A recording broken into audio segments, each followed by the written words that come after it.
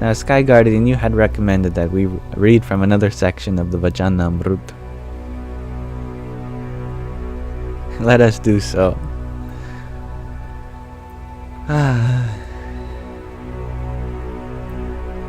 This is a wonderful book. It's a collection of 273 discourses of this being known as Bhagwan Swaminarayan, who existed at the turn of the 19th century. We're about halfway through part 1, reading Gadhadā 151. And this appears to be a longer one, maybe a 15 or 10 to 15 minute read, so you're welcome to come back if this is too long for you. But anyway, this can be very technical but a very profound series of passages. The passage that we're reading today is called "Only a Diamond Can Cut a Diamond," so perhaps we can learn from it as well. Good evening, Suspicious Bee.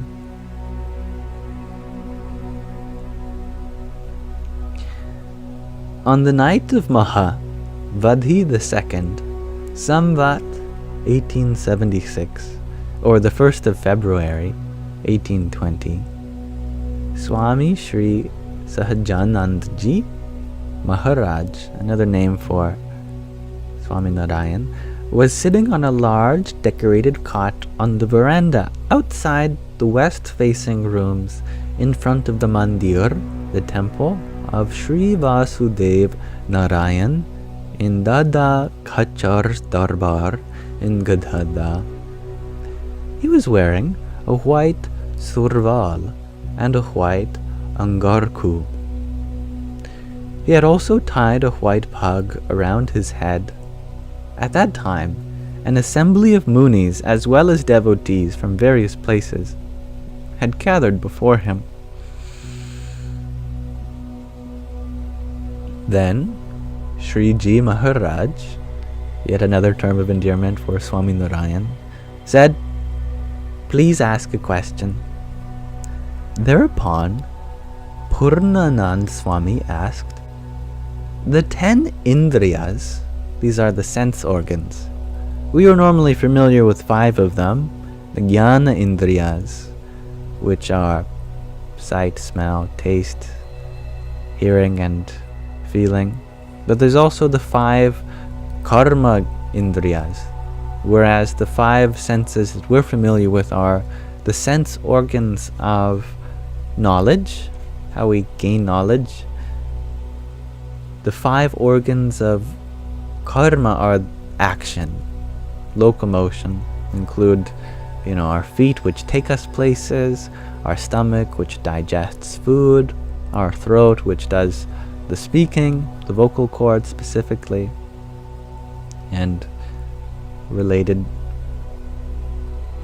So thereupon, Purnanand Swami asked, the 10 Indriyas are produced from Rajoguna. The gunas are 3 qualities that exist within everything according to Hindu cosmology, or even Hindu physics, you could say. That there's really 3 qualities that exist within everything in various quantities, ratios.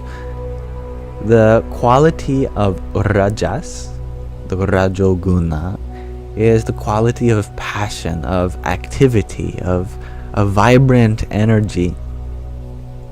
So here, as the precursor to Purnanand Swami's question, he said that all the senses are born of Rajogun, the quality of passion, and the 4 Anthakarans, which are parts of the mind,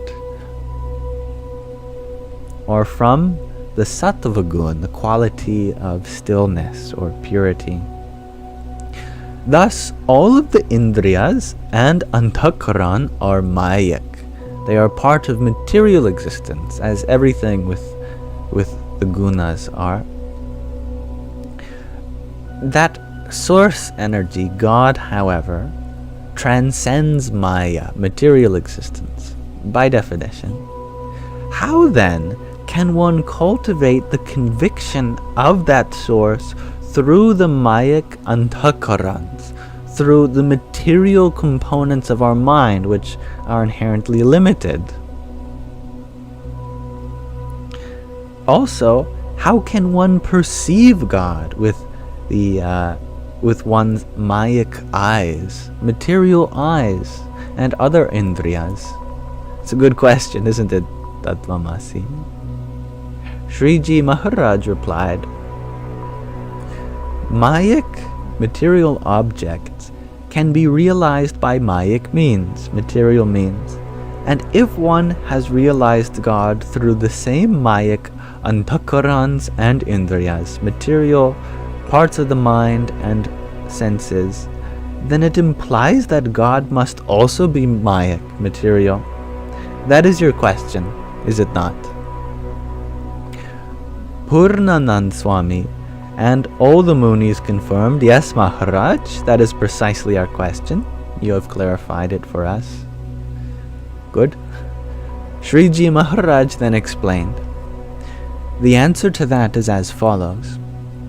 The surface area of the Prithvi is 500,000 yojans. I'm going to have to ask Mataji.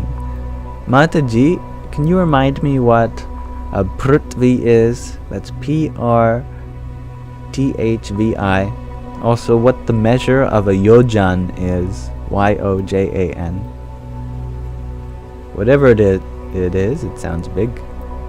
The earth, is it? Prithvi, my dear, is Mother Earth in Sanskrit, our nurturing planet.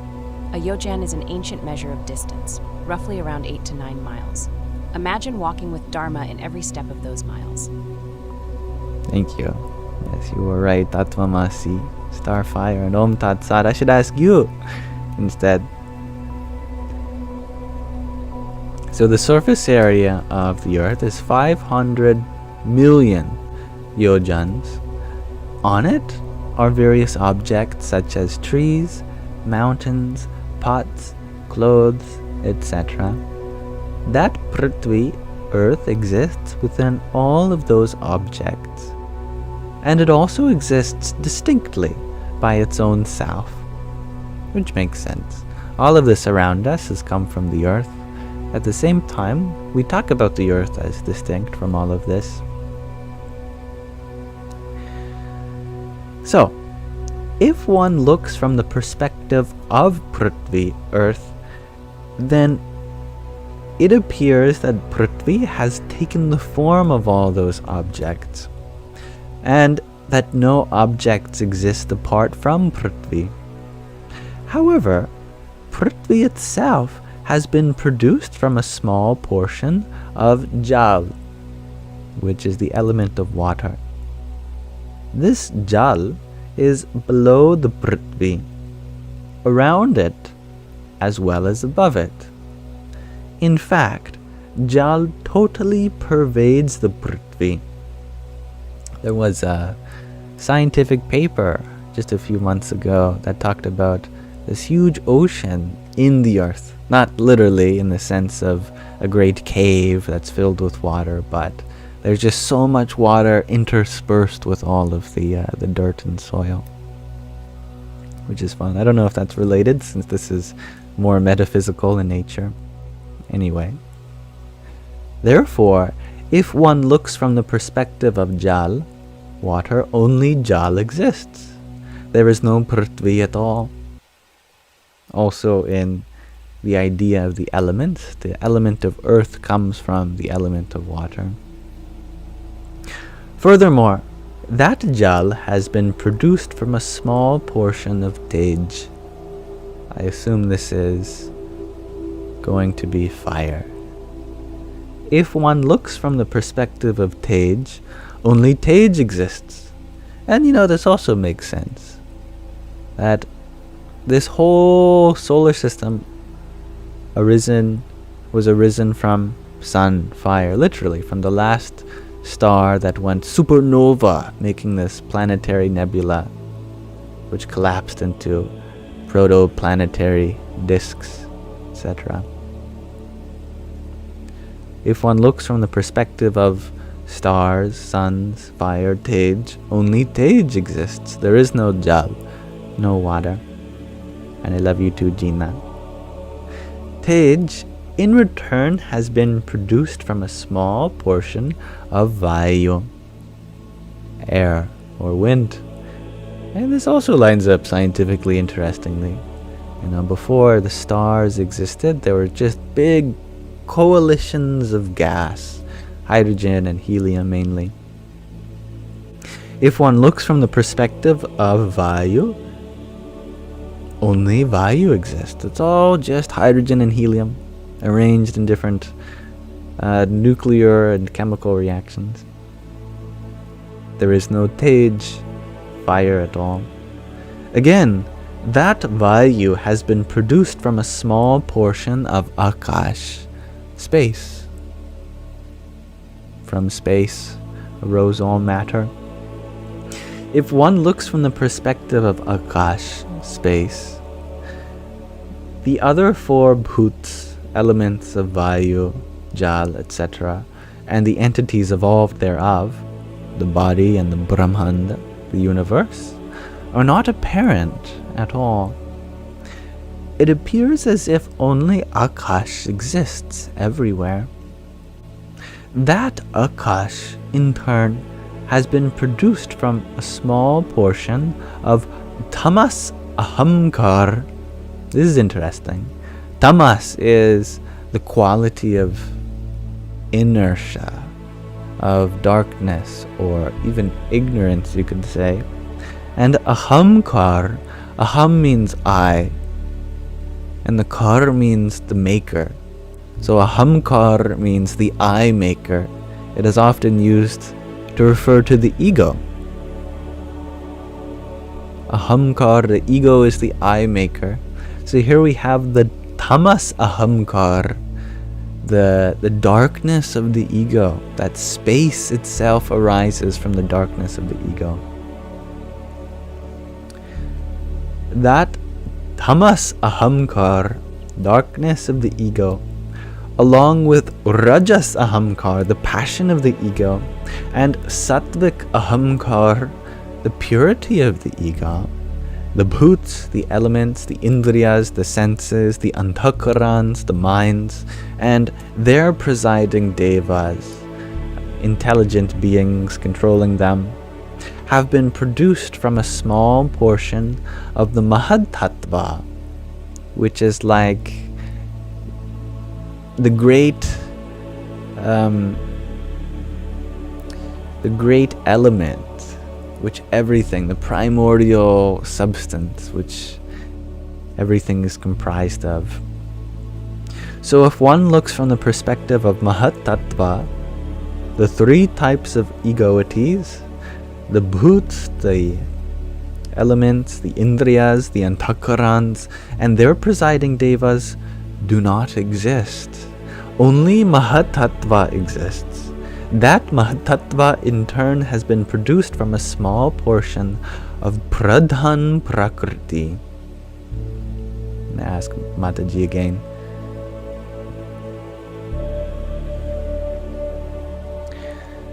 Mataji, what is Pradhan? Pradhan. Maybe one of you know as well, since you are an audience full of light. So. It's the primary substance or primordial matter in Sankhya philosophy, like the cosmic soup from which everything arises. Think of it as the original dough of the universe. Interesting. I just described the Mahatattva as that. Okay, Mataji. Then how is the Mahatattva related to that Pradhana? Since I had understood Mahatattva, Mahattattva, to be exactly that, the primordial element. Glad we have a qualified teacher here. Yam Veda, keen observation. Mahatattva is the first evolute of Pradhana, the cosmic intellect or universal consciousness. Think of Pradhana as raw dough, and Mahatattva as the first perfectly kneaded bread. Both are essential in our cosmic kitchen. Oh, good. I like that. The first dissension Mahatattva, the element of consciousness, universal consciousness, which in turn has been produced from a small portion of Pradhan Prakriti. Pradhan is the primordial element. Prakriti, on the other hand, is the personification of nature herself. Thus, if one looks from the perspective of Prakriti, nature, Mahatattva does not exist. Only Prakriti exists. However, during the period of dissolution at the end of each universe, Prakriti is absorbed into a small portion of Purush, the cosmic person, and at the time of creation, she is produced again from a small portion of Purush. Only Purush exists. There is no Prakriti. Countless millions of such Purushas are produced from a portion of Mahamaya, the great material energy. Wow. Or beyond even individual universes. So, if one looks from the perspective of Mahamaya, only Mahamaya exists. There is no Purush, cosmic person. Mahamaya itself is produced from a small portion of Mahapurush, the great cosmic being. So if one looks from the perspective of Mahapurush, only the great cosmic being exists. There is no Mahamaya. That Mahapurush, in turn, rose from a small region of Akshar, which is yet another word for God, a technical one at that. Maybe Mataji. Mataji, what is Akshar? This Akshar from whom Mahapurush was created, from whom Mahamaya was created, from whom Purush was created, etc. What is Akshar? Eternal, you think? Om Tat Sat. That makes sense. Akshar, dear one, means imperishable or eternal. It is the eternal, unchanging reality beyond time and space. From Akshar arises the divine play of creation, Mahapurush, Mahamaya, and Purush. It's like the silent witness of the cosmic drama. Well done, Om Tat Sat. Thank you. Thus, if one looks from the perspective... Oh, I skipped a sentence. Yes, that Mahapurush in turn rose from a small region of Akshar, eternity, silent witness. Neither Mahapurush nor anything else exists. There is only Akshar, the imperishable. I like that. But above that Akshar is Purushottam Bhagwan, the supreme form of God, who transcends even Akshar. That Purushottam Bhagwan is the all-doer, responsible for the creation, sustenance, and dissolution of everything, and is also the cause of all. Now, a cause always pervades its effect, and simultaneously also remains distinct from it. Thus, if one looks from the perspective of Purushottam Bhagwan, the cause of all, then nothing else appears to exist except Purushottam Bhagwan. It is this very God who, out of compassion for the liberation of all jivas, souls, gives darshan, witnessing sight or divine presence, in the manifested form to all of those people on this earth. At that time, if a person realizes this glory of Purushottam Bhagwan by profound association with the Sant, the saint, then all of his or her indriyas, senses, and antakarans, components of the great mind, become divine, just like Purushottam Bhagwan and his indriyas and antakaran. Then, through those indriyas and antakarans, they can develop the conviction of that God. For example, a diamond can be cut only by a diamond, It can never be cut by anything else. Similarly, the conviction of God can only be cultivated through God. In the same way, the darshan, the witnessing of God, is also possible only through God, but it is not possible through the mayic, the material, indriyas and anthakarans, senses and minds. Having delivered this discourse, Shriji Maharaj bid Jai Sachitanand, victory to existence, consciousness, bliss, to all, and returned to his residence. That was great. And I liked how he walked away at the end. That was a pro gamer move right there. Just delivers the discourse on life, the universe, and everything. And then goes, victory to existence, consciousness, bliss. And then goes and takes a nap. Profound. Now, as I mentioned, that was a bit of a longer passage. Tatvamasi, you're wondering, what page was today's Vachanamrut? Let's see, it started on page 188. But it might be different for you since there are different versions of the Vachanamrut. And even the version I have is the miniature version that fits in the palm of your hand. But there are various versions from different lineages of the Swaminarayan Sampradaya and different editions as well.